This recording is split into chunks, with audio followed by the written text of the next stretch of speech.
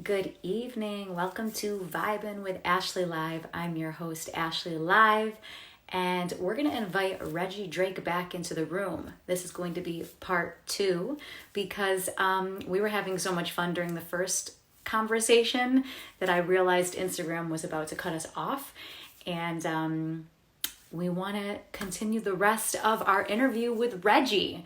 So we're going to invite him back in the room. I have a few more questions for him. He's going to perform for us. Any questions that you guys have for him, feel free to write them in the chat below. And that's about it.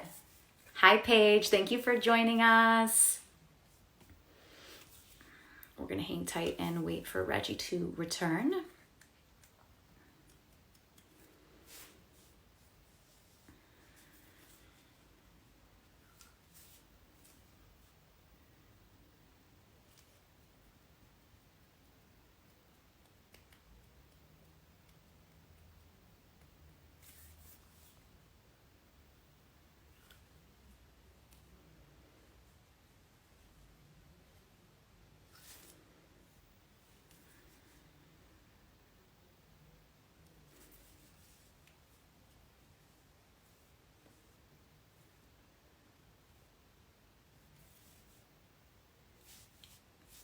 Okay, hold on. He's having some issues. Okay, hold on a second. Hold on. Let's see. I'm having a little bit of an issue too, Regi. Because I scroll up, it says go live with, and it doesn't show me anybody. Oh, there.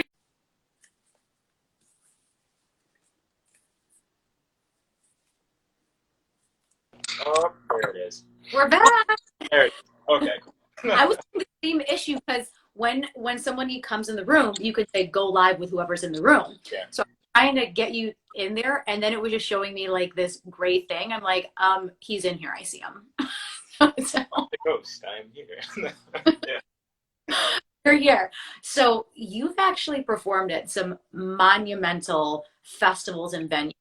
Coachella, Red Rocks, Austin City Limits, countless others. But just kind of give me a little bit of insight to that because as a musician, some of those are the most legendary venues in the entire US. So talk to me about your experiences at those venues. Yeah. I mean, I guess whenever I came into one of those festivals or venues like that, I always came in as like a patron, you know. If you go to Red Rocks, you're usually going as an audience member, but it was different, for example, Red Rocks, because I was going to be on that stage. And that's when I really understood like the gravity of that. You know, I'm incredibly fortunate that I had that opportunity with Alice. It was the most surreal thing because I've seen concerts being filmed at Red Rock. Some of the best people have set foot on that same stage. And here's little old me on that same stage, right? And Yeah. I was very taken aback. And I've had those same moments when I'm on tour, I'm playing these huge places. I guess, you know, one of those big moments was Coachella. I mean, it's Coachella. That is musician, like every musician ever on earth is like, I need to play Coachella because once I've done that Yeah. list item. And you know, leading up to that performance, I really had, because we were there 2 weeks. There was 2 weeks of performances, and you know, it never really resonated with me. Like it didn't really hit me until I actually was on stage there, and you saw everything. Like I remember looking at Coachella and being like, oh, there's the spaceman, and you know, there's the Ferris wheel, and here are all the Instagram people coming out and doing whatever they need to do. Here's the celebrities running around, and here are the big name artists, right? I see that. You know, when I was in college, I was like, yeah, it's Coachella. I mean, it's a festival. And then here I am playing it, and I'm sitting there just like, maybe I don't belong here, but you know, we're here. So No, you belong there. and, yeah, was amazing, Ashley. Like the whole atmosphere. My girlfriend actually flew down from Chicago to the festival grounds just to see my performance, and like I was just like, wow, this is amazing, you know. And there have been so many other festivals I've done that, and so many other like things I've done that I've just been like, I can't believe I just did that, you know. Like James Corden, I played on James Corden once, and Jimmy Kimmel, and you know, playing at so many, Ashley, like playing in Paris for Rock and Sun, like it's huge. And I think about all of these big things, these massive crowds, and the sound checks, and the backstage, the green rooms where you can see the same artist that you were like looking at their KXP session, and they're just sitting there drinking a Tom Collins or something like that. Yeah. And it's like you're sharing a golf cart with them, or you're you know, you've seen these people on TV, or you've seen these people doing these festivals or these performances, and you're just there with them, and you are taken aback. I always get my breath like stolen whenever I'm there. And, like I'm a mini fan. Like I'm just a fan. Also going to be on stage in the next like 10 minutes, but I'm still a mini fan. So, you know. And if Morello, you're going to talk to him. Except, oh my God. Yeah, I mean, there was one time I ran into actually the band that I'm actually going to play a cover with in a second. But I ran into this band named Fanagram. Yeah. And Fanagram, I used to, when I was in college, when I was building my pedal board, trying to figure out who I was as a guitarist, I was watching that band play. Like, they were playing KXP sessions. They had great songs. They had all these cool things. Just two people, right? Like, two people in the band that they have there. Actually, it's a little bit more now. And I love them. And we were playing this show in Mexico City, Corona capital. Mm-hmm. First time ever in Mexico. And, you know, I was already, like, starstruck from that. And we get done with our performance. It was a great performance. One of the best crowds I've ever played for. Get through with our performance. We go back to the hotel. And my best friend, who's the drummer in Alice Burton, we decided to just go down to the bar and grab a drink. And out the corner of my eye, I see one of the members of Fanagram come to the bar. So I'm just sitting there like, it's never going to end. I have to go say something. You have to. Right. And so like, I just take a good old swig of my like Modelo, and I just drop it. I'm like, I'm just going to do it. And I walk up to him, and I'm like, hey, man, I just want to say I'm a big fan of what you do.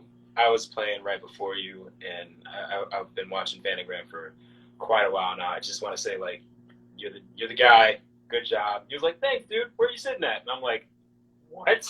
and he just sits with us. And then the other members of Fanagram come down, and they just sit with us. And I'm just sitting here in tears, like, this is why I don't go and talk to people, because I'm trying not to be a nerd right now and nerd out and be like, I saw your KXP performance. I know what you did with your guitar there. And you're just, oh, God, I need to work on it. We'll get there. But it's okay, because the thing is, like, we're all kind of fans of people, right? Like, it's just, like, if you met Lenny Kravitz, you would just probably fall over. Yep. I actually, you know what? I actually did meet Lenny Kravitz. I have a story about him. I met him outside of Irving Plaza in New York City after a show. But this was like before we had iPhones and phones that like took video for us. Like, you know, we all have iPhones now. So I'm out at the side stage at Irving Plaza, and there's a stage door there. So if you want somebody, you just stand outside the stage door. Right. Yeah. Standing out there, and he kind of just runs to his SUV, and I kind of run to the middle of the road. I'm like, oh my gosh, can I please get a photo with you? But I had these big, annoying, like big bulky Kodak cameras. Remember those like remember when you used to go out and you used to take those big cameras? You're like, this is so annoying. Yeah. It was so, and I snapped a photo like with my head halfway in his car window, and the photo never came out. Oh, And I the was like, feels. what? Ooh. It's like, I've been cheated. I want my money back. Horrible, because I was like, oh my God, I'm such a huge fan. I just went to the show. Like, can I get a quick photo with you? He's like, yeah, love, sure. And you know, he just said a couple words to me. I was like, oh my gosh. But I mean, I did get a photo with him, but like, it's literally just completely black. Like, you can't even see that there's two people in the photo. Like, it just, It's yeah. like, if you look close, he's there. But, you know. He's, oh, honestly, that just breaks my heart because I'm like, listen, if I had an iPhone, Right. happened because you know we're all so used to like just putting your phone out and just like taking a quick selfie. I'm like, I had one of those stupid silver like 3-inch cameras and Oh, gosh. Technology, but thank you. Like, oh. yeah, so that was like before iPhones and Androids and stuff, and I'm like, dude, but I did meet him. Like, I know I met him. I know I did. Yeah, it's like, I know I did, so it's good. Cool. Nice. So talk to us about Alice Merton. How did you originally meet her and start touring with her? I was in college. I was in the Bachelor of Music program of Contemporary Urban and Popular Music Studies, which essentially is it's like a program that introduces musical performance, recording, music business, what have you, the ins and out of the music industry. It's like a sampler platter of what you're going to be doing if you're a professional musician, right? So I keep in that fold. But one of the perks to being a Bachelor of Music was you could audition to study abroad in Mannheim, Germany, at this place called Popakademie, right? So we do these exchange students would go to Germany, but some would come back to Chicago and study there. And that's how I actually met my my bandmate in Alice Merton. It's also probably how I got the job too. But I flew over. Yeah, I flew over and I auditioned and I got it. I flew over. And I spent a week and a half making a band and performing some songs for the people at that academy. But I guess while I was doing that, Alice was also there doing the same thing. Mm-hmm. So we kind of crossed paths in that aspect. Come back a year later, Alice's current drummer, whose name is Luca, he studies abroad in Chicago, where my institution is. Yeah. And we make a band there, and we just clicked. We clicked it off. He is like one of my best musician friends I've ever met. Such a talented man, so cool. He flies back to Germany, and lo and behold, Alice has got no roots, just basically skyrocketing up the charts. And it's not just in Europe; it's also in America, right? Yeah. So it's having the radio play here, and she's just booming. She forms her band, and they have some tour dates there, and have some tour dates in America. I remember they actually came through, even before I was in the project. They came through and they played a show in Seattle, and my band went out to go see them, and we all hung out afterwards. It was like the last show of their tour. We just all chilled and all that stuff. And, it was just real cool. And then a few months went by, and they needed another guitarist. Mm-hmm. And I got the call from my buddy, and he was like, "Hey, would you be interested in touring?" And I was like, "Yeah, I think I have it in my schedule to tour." And, and I guess it just blew up from that point. Literally the first show I played with them was Shaky Knees Festival in Atlanta. And then the very next show was James Corden, late night show. And I was just like, oh, so I'm just in the fire now. Okay, I see, I get it. You're like all the way in. Yeah, just not a little baby step. I'm through the fire. That's Yeah, and we just kept it going from there. And I'm so grateful to be a part of this team. It's a group full of amazing people. Alice herself is just a powerhouse. If you see this woman work, it's just like so inspiring to watch her navigate. She's an amazing artist, super kind, and she's got like an incredible drive to do music. This is her passion. It's super awesome to watch that firsthand and to experience it firsthand, see her triumphs and how it's all come full circle for her. And it's the same for my project too. We have these experiences that are so unique to the people in that project, right? I collect those experiences. There's times in Alice where we would play a festival and we would play under like crazy conditions, but we would end up playing the best show that day. And we would get off stage, we would be like so happy and so like fulfilled about it. And we would go into the green room and it was just like this air of just feeling so good, just so much love afterwards, right? And then same thing goes for my personal project. I mean, like I oversee most of the stuff that happens in there, and we fight these battles together. And we would play like this great show, we would sell out, we would have a moment, that would be super prominent, the audience would love it. And we would come back after that show and we would just feel so good. We would just be like, man, we did that thing. Like, that was us. And that's why I just think that like live music is so paramount in what we do now. It hits different, as the kids say. It's super different. Different feeling. Yeah. There is nothing live music. You can't compare it to anything. Yeah, I agree wholeheartedly. Yeah. What song do you wish you wrote and why? What song do I wish? Wow, that's a good question. Ooh. What song do I wish I wrote? I wish I wrote.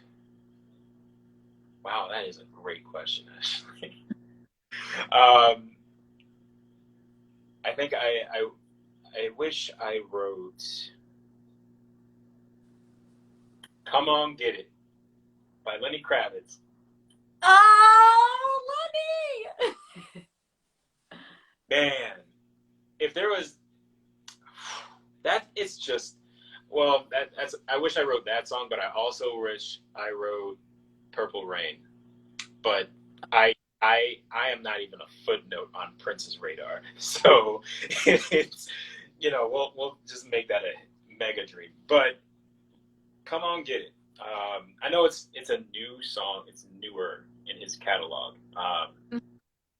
but it really just is perfect. It's just hard hitting, groovy. He's got horns in the back. He's just going at it. And he's screaming through the wazoo. He's having a good time. And it's just like, you know what? That's a good song. I like that. Yeah. Pretty much anything that Lenny puts out is amazing. The older stuff and the newer stuff. Also, I really wish I wrote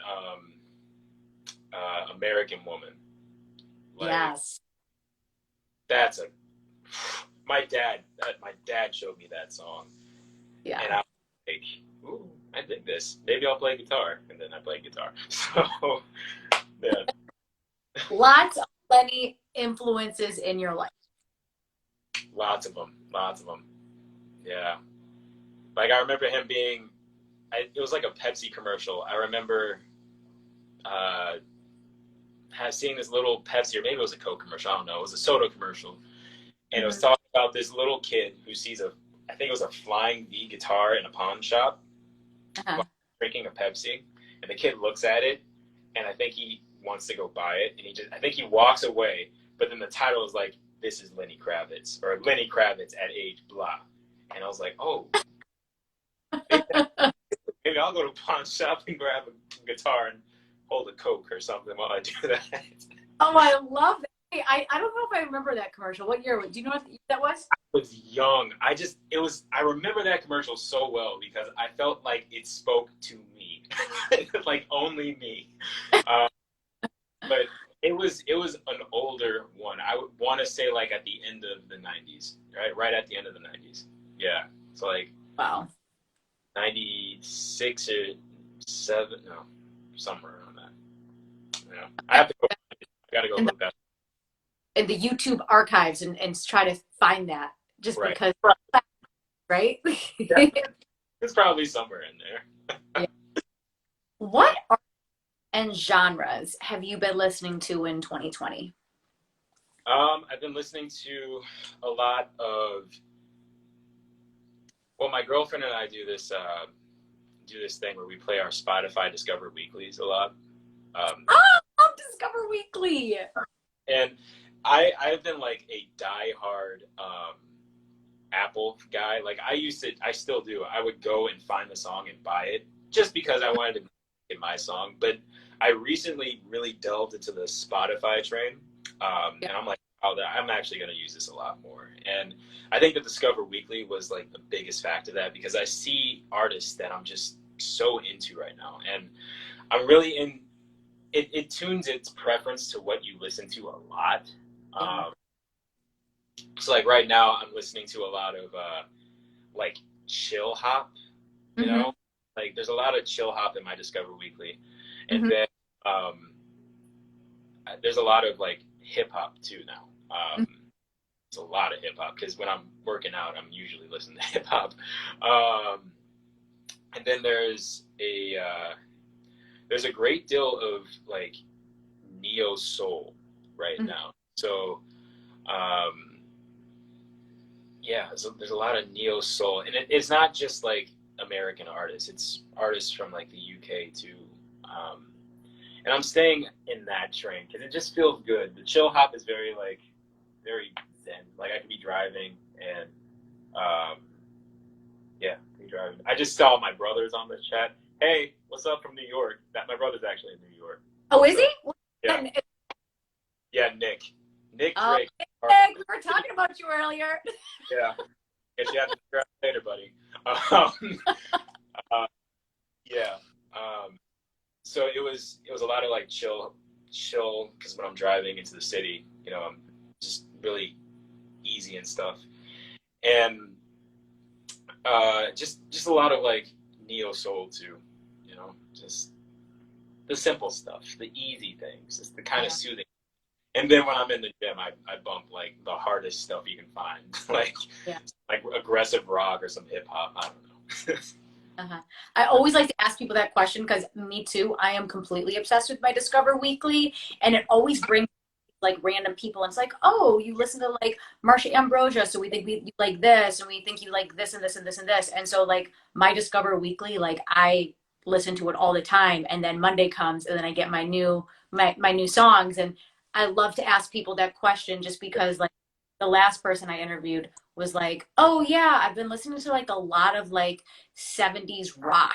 And I'm like, interesting. And because it's like you just in different points of your life you listen to different music, right? And you know, you're gravitated towards a different kind of music or genre, or oh, maybe I listened to like the first like 4 Rolling Stones albums. So I always love to answer the question because I'm always looking for new music too, and see what other people are inspired by. Right. Yeah. And it, like I said, that helps me with my creative process too. You know, that you always find those new gems, and you maybe put them on repeat, and you find things you love about them, and you see if you can try to recycle that into something that you can do something with. So. Definitely. So, Regi, this is the point of the show where you're just going to plug everything you're on, everything you're doing, your website, Twitter, this. Tell everybody where they can find you, follow you, all that good stuff. All right. So Regi Drake. You can find me, where can you find me? You can find me on Instagram a lot. Usually, you know, screwing around, doing something. When it comes to Alice Merton, get yourselves ready for some stuff happening in 2021, hopefully, if all things bode well in the near future. As opposed to my personal project, Lofts. We are Lofts on all your social media platforms. Check us out on iTunes, Spotify, Apple Music, Amazon Music, all that stuff, all the social stuff. Got some big things happening in the Lofts train soon, so keep your eyes peeled. And if it's little old me, I'll be around. I'm here. I'm always thinking of something new, creative to do. So, yeah, I'm around. So how can people that are watching this right now, how can they support you as a musician? Go ahead and keep supporting music, period. Support all of your local musicians. They are here to show you themselves. I mean, they're here to bare their souls to you. Support. I'm gonna be on here playing my songs. Just say, hey Reggie, that lick's pretty cool, or Reggie, you can afford to do that lick again. Man, just keep honest with me. Support we're all trying to, keep music alive and keep this feeling of music staying prominent in our lives right now, right? And what would mean the most to all, and I'm, speaking for all artists in this point, what would mean the most is letting us know that you guys are still here and you're still rocking with us. You're still here, you're still rocking. Just because COVID's pausing everything else doesn't mean that we are paused, right? Mm-hmm. Keep supporting us. We're still working for you. Yeah, we're here. We're here to help you have a great day. So this is the point of the show where you are going to perform for us. So take it away. Is it that time? Okay. All right. Oh, let me get my fancy dancy axe of destruction. All right, people, buckle up, because now you're in Regi Reverb hour. Regi Reverb section. All right. What song do I want to play first? I'm gonna play the Fanagram song first. So, like I said, if you didn't catch it,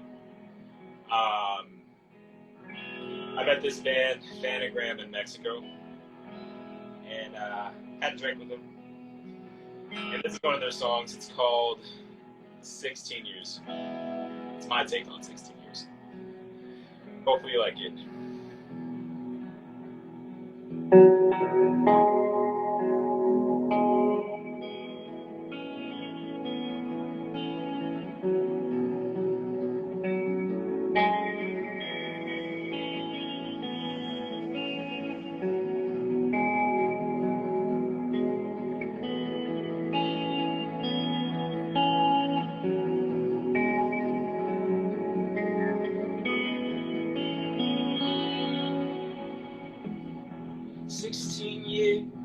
And a private ghost chain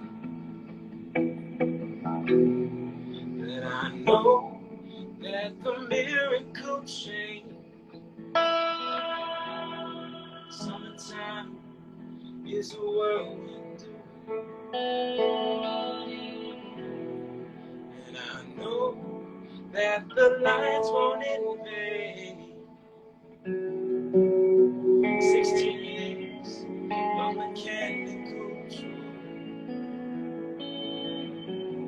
and I know that the lights show the way. Burn a candle for magical days. Now I know that the rest is okay. Shooting light that I'm feeling again. Is this love that I'm feeling again?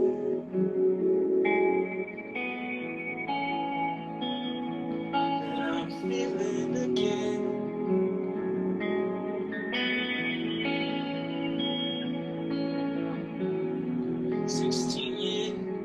Of mechanical joy, and I know that the lights show the way.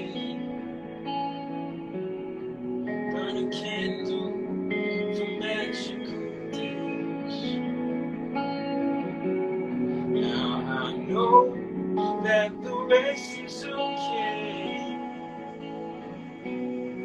So like that I'm feeling again.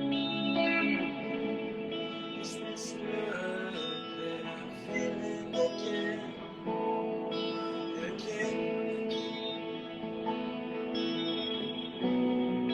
So like, and I'm feeling again.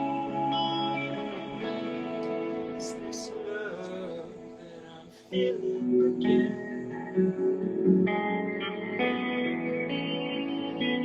That I'm feeling again.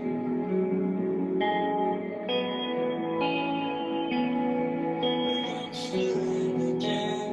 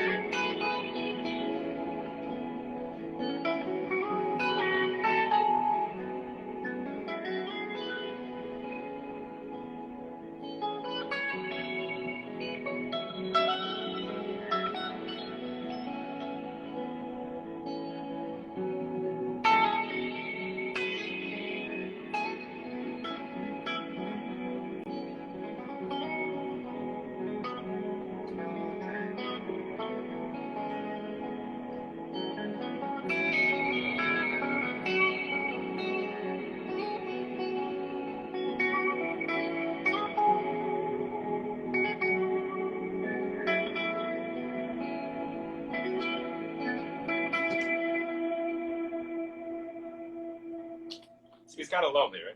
It's kind of Great. The chat was blowing up. Oh, really, huh? Y'all like that? Okay. Love it. Love it. Show Reggie some love. Wow. Wow. Okay. All right. Have any questions for Reggie? He's going to play one more song for us, and we're going to get to your questions. So if you have anything, type it in the chat below. So, song number 2, yeah? Right? Okay. All right. Okay. Buckle up, kids. Here we go. So, that's the wrong key. This is the right key. All right. So, as I said, I got this project. It's called Lofts. Right? Lofts is a band that started in Chicago and moved out to Seattle, where I live now. This is our song Trees. I hope you like it.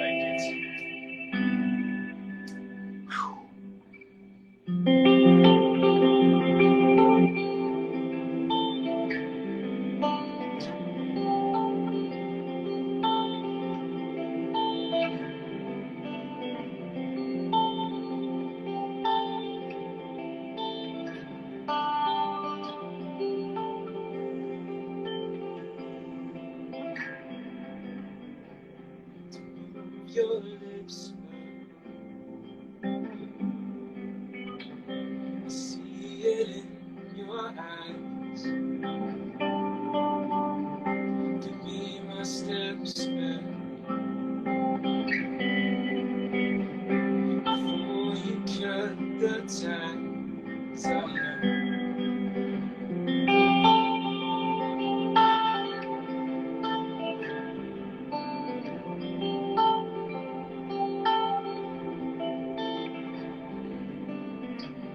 Choose a seat grew into a tree. Leaves and branches, golden covered on me.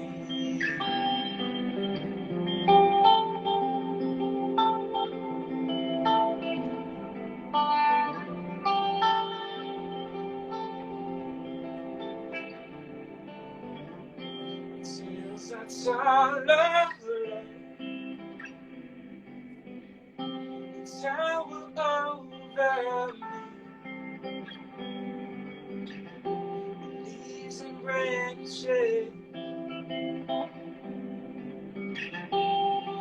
pour out our tree.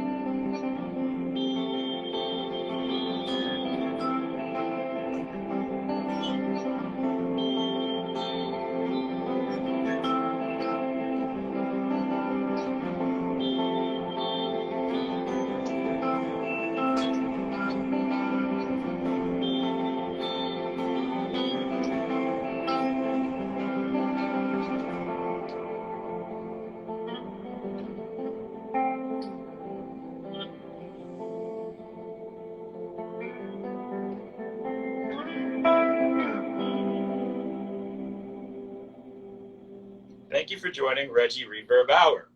Yeah. Thank you. That was beautiful. That was beautiful. The chat was blowing up. Everyone's beautiful. Yes. Got a couple questions. What's the next instrument you want to learn? The next instrument? Woo, I want to learn how to sing, girl. How about that? How about that? Next instrument I want to learn. You know, I want to really be proficient at the piano because I tried in funny story. They make you learn piano in Colombia, where I went, and yep. I did not do well. I really didn't. So there is actually this thing: if you played piano first, learning guitar would have been easier. Yeah, and I was like, okay, well, I did the opposite. So I played guitar first, and then I went to piano, and I know how to like do the chords and all that stuff, and it's just like my fingers, you know. You're supposed to like, I think the tip is to fan them out. Like my buddy Zach or my buddy Basti could really, they both are just like ridiculous. Mm-hmm. And they just go for days on their Nords because they have Nords. And I get on and I'm just like, okay, chopsticks, ding, ding, ding, ding, ding. That's about as far as my register goes. So yeah, piano is probably the one I want to learn next. Nice. Where do you want to perform next? I want to perform Like city or festival or Both, I guess. City, festival, venue. um city. I want to actually perform in Tokyo. Uh, Cool. I really want to go to Tokyo one day. Yeah. And play there. Festival. What festival have I not played yet? How about that? Oh, that sounded that sounded like a brag. That wasn't a brag. No, it's not. No, you're good. You know, I did make a promise with I made a promise with myself. I've actually never been to Lollapalooza. Really interesting. I've always been in Chicago. I've never been to Lollapalooza.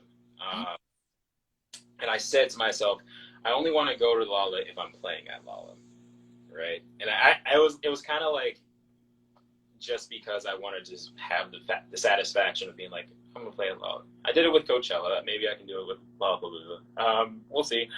But I would love to play in Lollapalooza so much because there were so many acts that, you know, when I was in college, they were just coming through, and they were like people I've idolized for a long time. And I was in college, so I was like, I don't really have the money to get a whole ticket, so right. I'm just not gonna go.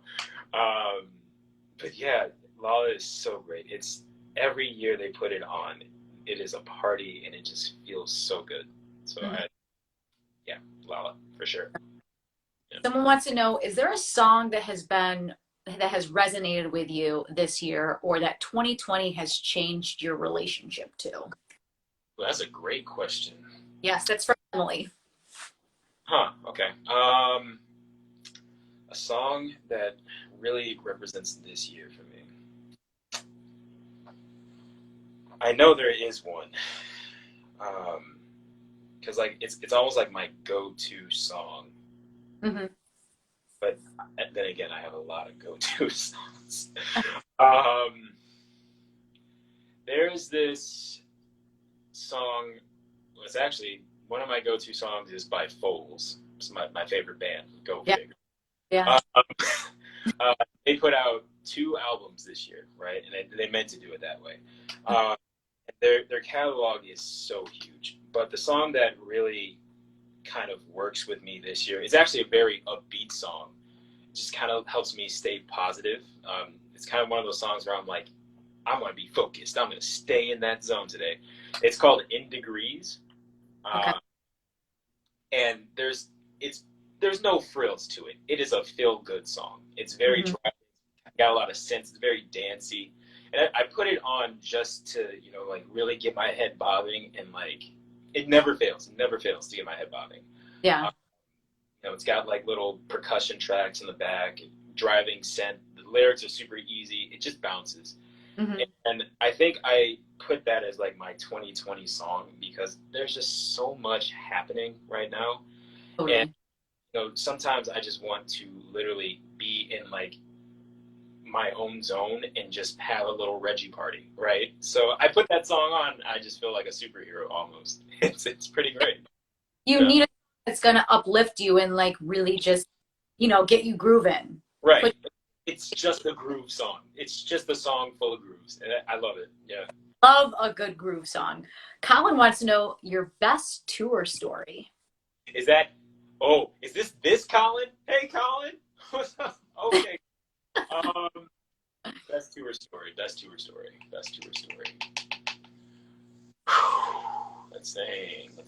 think.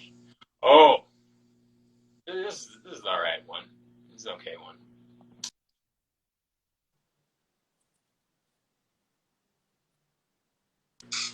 Where are we flying from? We were flying into Napa Valley, so like right outside of San Francisco. But we just got done with a pretty big show. And this is when we were with Alice Merton, and we were actually opening for Vance Joy, if you know him. We were opening for Vance Joy and his big tour. And we just split off, and we were doing this festival called Bottle Rock. Mm-hmm. And we were insanely late, like insanely late. This might not be my best tour story, but this is like one of my most prominent tour stories. We were insanely late to this show. And we were on the main stage at Bottle Rock, which is like a big deal. I mean, you're the main stage, the main act for that point. Yeah. And we basically land in San Francisco into our sound check time. Mm-hmm. And I mean, that's our sound check time. So if we sound, because we need to do sound check. So we were like literally bolstering off the plane. I'm waiting for my guitars to like come from the stewardess and all that, and we're waiting for all our equipment, and we're just kind of like antsy, like we gotta go. So we get into this van, and if you've ever been to San Francisco, place is full of traffic.